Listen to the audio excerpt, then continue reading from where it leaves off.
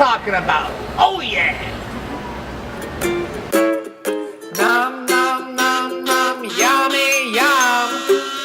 Copenhagen, here I come. Eating my way around the globe. One taste at a time.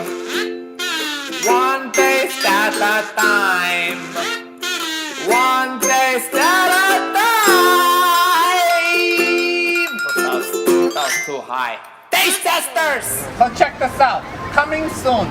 Bornholm, Nordic cuisine, Danish food, real Danishes, smørrebrød, weekend brunch, homemade cake. Oh, you got to be kidding me. This is so awesome. So I cannot wait until there is a Danish restaurant in the neighborhood. Oh, this is amazing. So in the meantime, if you want to try some other international food, there are plenty of French bakeries that you can walk to. One is called Bien Cuit, and the other is called Maison Kaiser. I don't speak French, I speak Danish. So sorry if my pronunciation is not so bien cuit. After you taste test two different croissants. Any questions? Yes.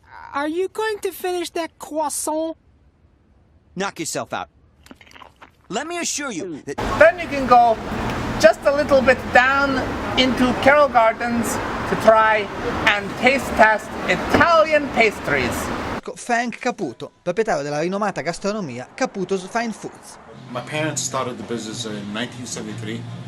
Try Caputo's, Court Street Pastry Shop, and Mazzola Bakery. And you can end up at Ferdinando's, a very, very old school Italian restaurant that looks like you've just walked into a time machine. So taste test Italian food and French food and see which one you like. Yeah! One taste at a time!